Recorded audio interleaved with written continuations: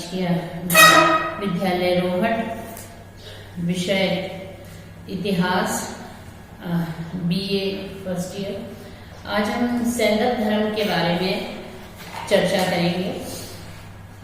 जैसे कि first paper में जब हमने सिंधु घाटी सभ्यता के बारे में पढ़ा था, सिंधु घाटी सभ्यता जो है वो लगभग 2400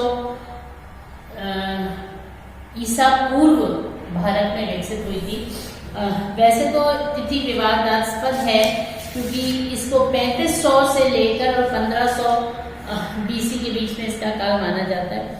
लेकिन जो कार्बन डेटिंग प्रणाली, कार्बन 14 डेटिंग प्रणाली है, उसके आधार पर जो है वो लगभग इसका काल जो है 2400 से लेकर और 1500 बीसी के आसपास का माना जाता है। सिंधु घाटी सभ्यता भारत में वैदिक सभ्यता से पूर्व विकसित हुई थी और जो सिंधु धर्म को मानने वाले थे या जिन्होंने ये सभ्यता विकसित की थी, वो पढ़े लिखे और शिक्षित और कला के जानकार लोग थे। और उन्होंने जो है जो उनके बर्तन हैं या उनकी मुद्राएं हैं, मूर्तियां हैं, उनमें से हमें उनकी धार्मिक मान्यताएं या उनके रहन सहन के बारे में पता चलता है। सिंधु काल की जो सबसे बड़ी ड्रॉबैक है इस पीरियड का, वो ये है कि हमें जो इंडस वैली स्क्रिप्ट है हम उसको नहीं पढ़ पाए थे। तो उसको नहीं पढ़ने के कारण बहुत सारी चीजें जो है उसके बारे में हम अनभिज्ञ हैं। लेकिन जो मुद्राओं पर अंकित है, जो बर्तन मिले हैं, जो इस समय में लोगों को जमीन में दफनाया गया था, उससे उन सब बातों से हमें इनकी धार्मिक और जीवन शैली के बारे में बहुत कुछ जानकारी मिली है। लेकिन मूलतः अगर हम सैंदव धर्म के बारे में मुख्य बातें देखें तो उसमें सबसे महत्वपूर्ण बात जो आती है वो परम पुरुष प्रजापति की उपासना। मुद्राओं में जो है वो एक जो महत्वपूर्ण मुद्रा में उसमें एक योग करते हुए 3 मुख वाला व्यक्ति जो है वो बैठे हुए योग मुद्रा में बैठे हुए बताया गया है। और इस व्यक्ति जो योग मुद्रा में बैठा है, इसके ऊपर, सर के ऊपर 2 सींग हैं और उस सींग के बीच में एक त्रिकोण सा मुकुट बना हुआ है। और ये माना जाता है कि जैसे इनके गले में त्रिकोण हार है और हाथी, चीता, गेंडा उस व्यक्ति के आसपास बैठे हुए बताए हैं।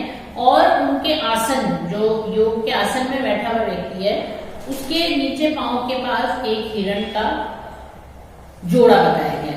तो संभवतः ये जो है वो कोई शिव का प्राचीन रूप होगा। इसको पशुपतिनाथ इसलिए भी माना जाता है कि इसमें पशु दिखाए गए हैं। उस व्यक्ति जो योगिक मुद्रा में बैठा है उसके पास हाथी, चीता, गैंडे, भैंसे वगैरह दिखाए गए हैं। तो ये माना जाता है कि शायद ये पशुपतिनाथ का चित्र होगा।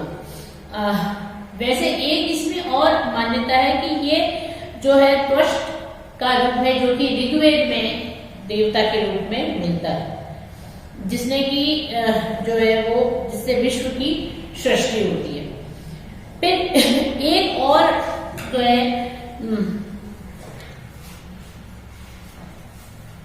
एक और योगिक मुद्रा में व्यक्ति का जो मुद्रा के अंदर वर्णित है, अंकित है, उसमें एक व्यक्ति बैठा हुआ है, वो भी योग मुद्रा में बैठा है और उसके आसपास सांपों को दिखाया गया। तो ये भी जो है वो शिव का रूप माना जाता है क्योंकि शिव भी नागों को अपने गले में धारण किए रहते हैं। तो ये यौगिक भी जो है वो एक भगवान शिव का चित्र माना जाता है। और एक अन्य शिव का चित्र है जिसमें धनुर्धारी एक शिकारी है और ये माना जाता है कि किरात, ये चित्र जो है वो किरात वेशधारी भगवान शिव का है। लेकिन इनको शिव जो है इसको अगर हम न माने, इसके प्रारंभिक, शिव जी के प्रारंभिक रूप भी माने तो इससे ये स्पष्ट होता है कि सिंधु घाटी के लोग जो है वो एक परम पुरुष की उपासना करते थे। अब वो शिव जी का कौन सा रूप था या कोई स्वतंत्र रूप से कोई जो है वो देवता था, उसका हम जब तक इस लिपि को नहीं पढ़ेंगे तो हम स्पष्ट नहीं कह सकते। लेकिन ये निश्चित है कि एक कोई परम पुरुष की पूजा या उपासना जो है वो सैंधव वासियों द्वारा की जाती है। दूसरा महत्वपूर्ण जो सैंधव धर्म है उसमें इसके साथ साथ परम नारी की पूजा भी की जाती थी। ज्यादातर जितनी भी प्राचीन सभ्यताएं हैं एंशिएंट पीरियड में, चाहे वो इंडियन हम देखें या ग्रीक देखें या मेसोपोटामिया या सुमेर, जो भी अलग अलग एंशिएंट सिविलाइजेशन है, सब में नारी की पूजा जो है वो की जाती है, क्योंकि नारी को क्रिएटर माना जाता है। नारी द्वारा उस रेस को बढ़ाया जाता है। जन्म देकर जब नारी बच्चे को जन्म देती है तो वो एक महत्वपूर्ण जो है वो नारी द्वारा किया गया काम माना जाता है। तो नारी को भी जो है वो पूजा जाता है। इसमें बहुत सारी जो है वो मूर्तियां मिली हैं नारियों की, और एक मूर्ति में तो एक नारी है जिसके पेट में से वृक्ष निकलता हुआ बताया, तो वो माना जाता है कि ये वन की देवी होगी। चूंकि वृक्ष उसके पेट में से निकला है तो इसका मतलब वो उसने जो है वो सारे वन बनाए हैं, वनों की रक्षा जो है वो देवी करती है। फिर ये भी हमें मालूम है कि कई बार जो है वो इन देवियों को पशु बलि भी दी जाती है। ज्यादातर जो मूर्तियां माता देवी की बनी है वो नग्न अवस्था में है, उनको जेवर वगैरह पहनाए हुए दिखाते हैं। और एक मूर्ति और मिली है जिसके शीश पर, एक नारी की मूर्ति जिसके शीश पर एक पक्षी जो है वो पंख फैलाए हुए बैठा है। तो इससे ये माना जाता है कि ये जो है वो पक्षियों की देवी रही होगी। तो कहने का मतलब ये है कि किसी भी पशु हो या पक्षी हो, उनका जो है वो एक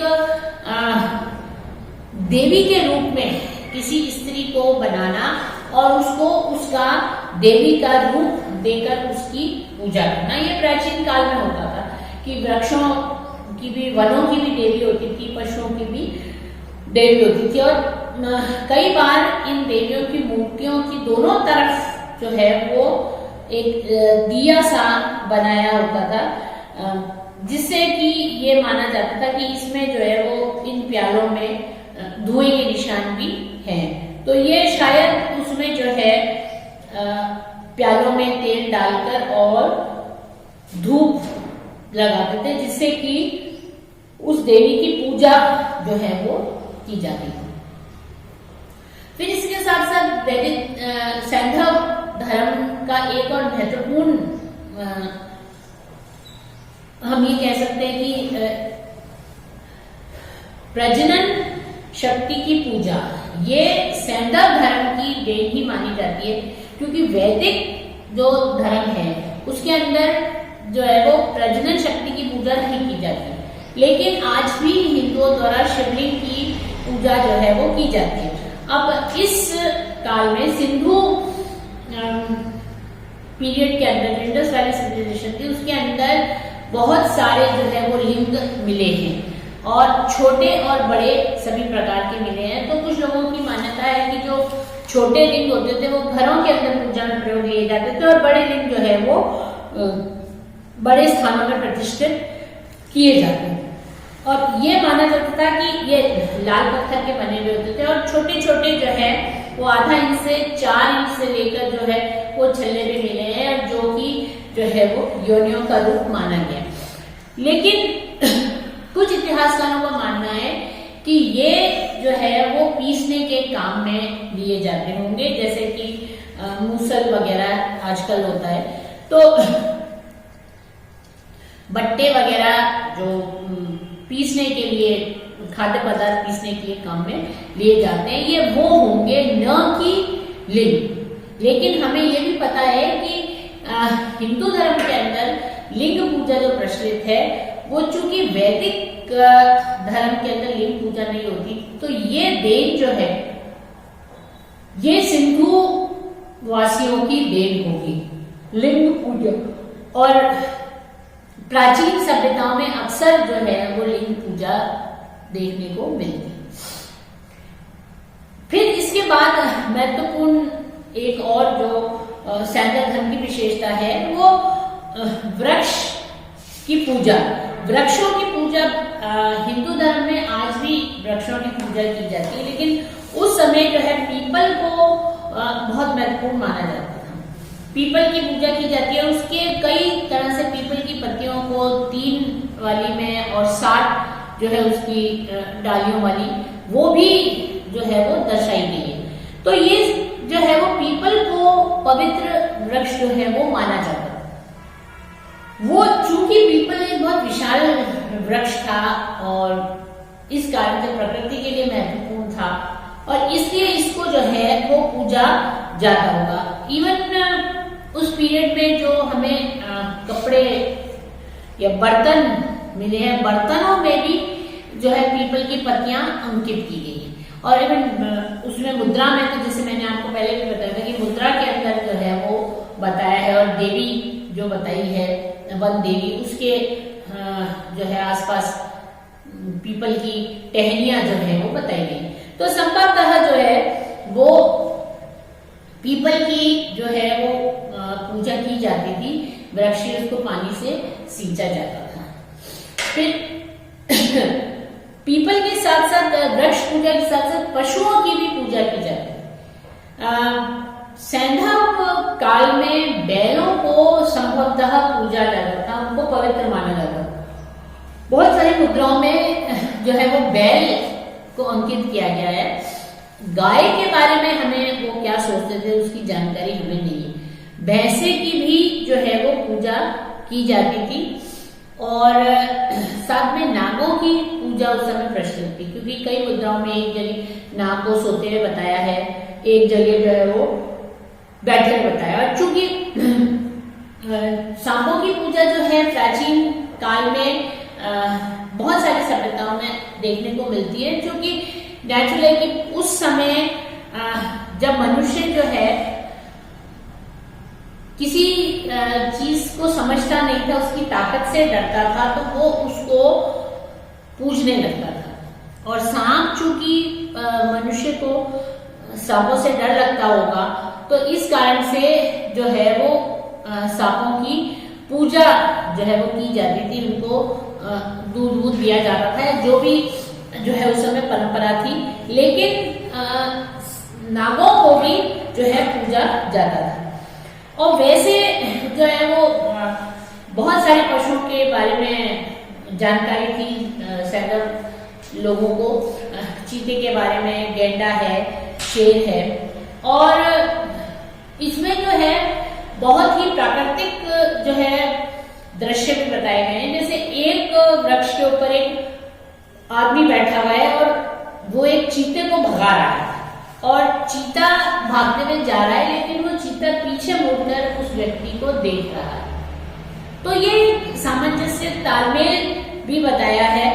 और कुछ मुद्राओं में आधा आधा बताया गया है, जैसे आधा धड़ जानवर का है और आधा जो है वो पुरुष का है। जैसे आधा हाथी है, आधा बैल है, ये जो है ना वो मिश्रित जो है वो है। पर इसमें जैसा कि मैंने पहले बताया कि बहुत सारी चीजें हमें इसलिए नहीं समझ में आ रही है क्योंकि हम इसकी लिपि नहीं पढ़ पा रहे हैं।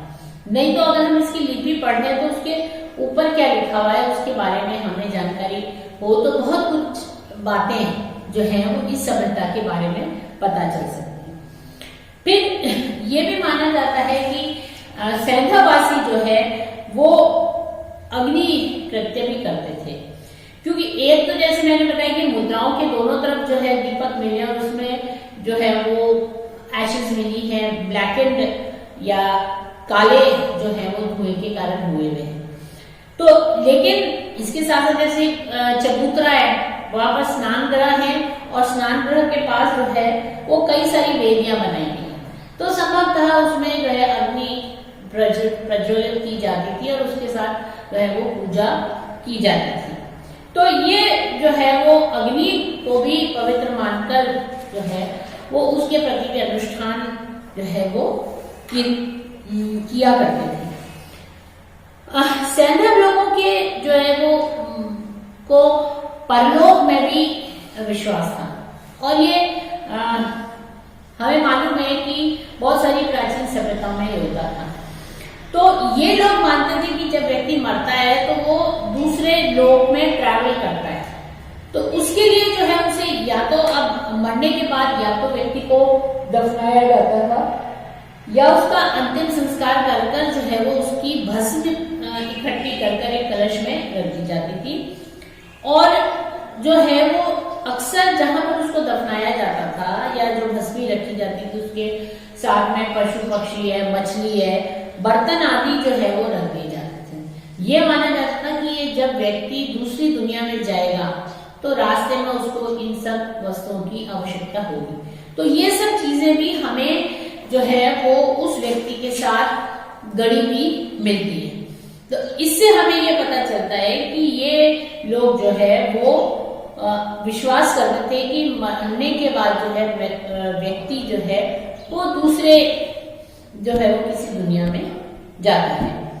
तो ये जो है सैंधव धर्म जो है वो एक अगर हम देखें तो उस समय के हिसाब से बहुत ही विकसित सभ्यता थी और जो है वो एक परम पुरुष और परम नारी की जो है वो ये पूजा करते थे और आधुनिक हिंदू धर्म के अंदर जो है वो बहुत सारी बातें सैंधव धर्म की भी जो है वो मिश्रित मानी जाती है।